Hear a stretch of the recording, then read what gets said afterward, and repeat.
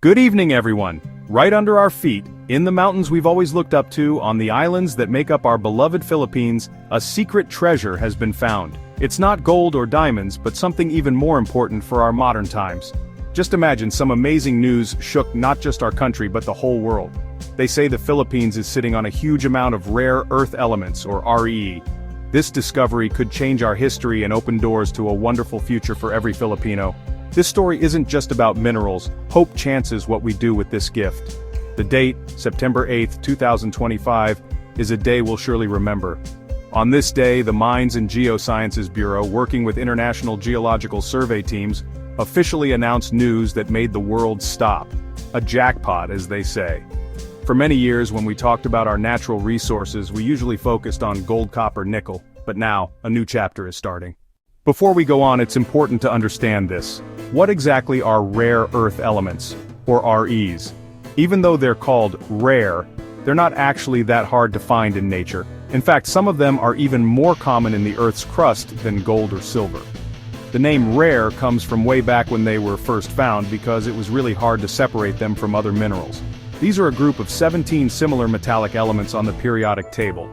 This includes 15 lanthanides plus scandium and yttrium, neodymium, praseodymium, dysprosium, terbium. These names might sound strange to us, but we use them every single day. The real value of REs isn't in how much there is, but in their amazing qualities. They're like the vitamins for technology.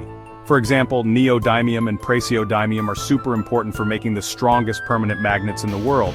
These magnets are the heart of motors in electric cars, the turbines in wind power generators, and even the tiny motors that make our cell phones vibrate. The story of finding a huge amount of rare earth elements in the Philippines is like a movie. It didn't happen overnight. It was the result of many years of careful study patience using new technology. It all started with early checks by local geologists from the Mines and Geosciences Bureau. They noticed strange rock formations and mineral signs, especially in regions rich in other metals. This early information hinted that there might be more treasure waiting to be found. Because of the promise of these findings, the Philippine government worked with international groups Japan and Australia. They used the newest methods like satellite-based hyperspectral imaging. After that, they did airborne geophysical surveys where planes with special equipment fly low to map magnetic and radiation properties of the ground below. These high-tech methods gave a clearer picture of where large amounts of REE might be found. After finding the hotspot areas, they did more detailed exploration on the ground. Teams of geologists and engineers were sent to the target locations. They took thousands of soil and rock samples from different depths. These samples were carefully put into sealed containers and sent to very modern labs in the Philippines and other countries for thorough checking. While there are hints of rare earth elements in different parts of the Philippines, like in Mindanao, northern Luzon, one island really stands out as a hotspot for these special materials. Palawan, often called the Philippines' last frontier. A far-off, hilly town in the southern part of the island revealed a huge, very rich deposit of RE. This place used to be known only for untouched forests, clean rivers, and suddenly became the focus of the world. The rock layers here are perfect for heavy, rare earth elements, rarer and more valuable than lighter ones. Heavy, rare earth elements, lighter ones. Experts call it an ion adsorption clay deposit. Ion adsorption clay visuals. It's like deposits in southern China, the current main source of heavy RE. These deposits are easier and cheaper to mine than hard rock. No big explosions, no crushing. No explosions, no crushing. Instead, minerals can be recovered with in-situ leaching. A liquid passed through the ground dissolves the REE, which are then collected and processed. Done right, this can be less harmful to the environment. The deposit's size is staggering. Early estimates say it could meet global needs for key RE like dysprosium terbium for many decades. Finding this huge amount of rare earth elements isn't just a science story, it's a huge gift for the Philippines' economy.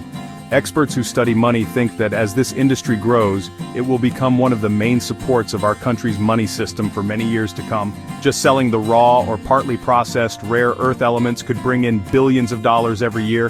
This will make our foreign money stronger, this will make the peso more stable, this will give the government money for public services. Education, health, roads. Even more than the money from selling things, the biggest direct effect of this is that it will create a lot of jobs for Filipinos.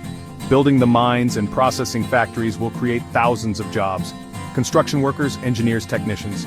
Once operations start, they'll need miners, heavy machine operators, metallurgists, chemists, geologists, environmental scientists, and many more. Besides the direct jobs at the mine, there will also be a multiplier effect. Local businesses around the mining areas will grow. Food services, transportation, housing suppliers. Having our own supply of rare earth elements opens up a special chance for the Philippines to be more than just a simple miner. We can move up the value chain and become a key center for technology and new ideas. Instead of just sending out raw minerals, we can build domestic facilities to process and refine them.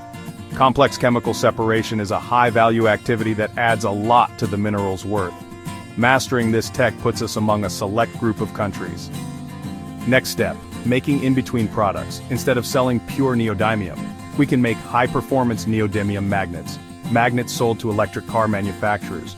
Magnets sold to wind turbine makers. Magnets sold to electronics companies. This manufacturing creates high-skilled jobs for engineers and technicians. This will attract global companies to set up assembly plants in the Philippines. The biggest dream, make our own high-tech products. Using our rare earths, we can help local inventors, help new businesses, help universities create new technologies, lead in more efficient electric car batteries, lead in lighter drone technologies, lead in new medical imaging devices. A steady supply gives our researchers a competitive advantage. Government can set up science and tech parks near RE processing centers to boost industry school teamwork. The Philippines becomes a knowledge-based economy and a new pillar of innovation in Asia. With great potential for growth comes a huge responsibility, taking care of our environment. There's no denying that mining, especially for rare earth elements, comes with risks to nature. The process of separating REs from the ore often uses chemicals.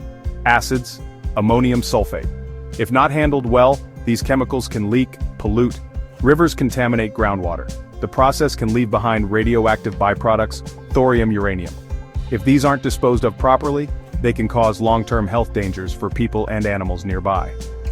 Because of this, the call for responsible mining isn't just a suggestion, it's a must. The DNR must put in place the strictest rules and standards. It must ensure any mining company uses the newest, safest technology, build closed-loop water treatment facilities, clean and recycle used water so no polluted water leaves the site. Use state-of-the-art tailings storage facilities designed for strong earthquakes and designed for severe storms.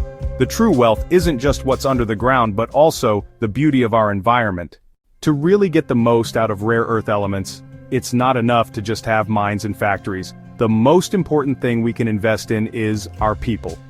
We need to get our workers ready for the new types of jobs this industry will create.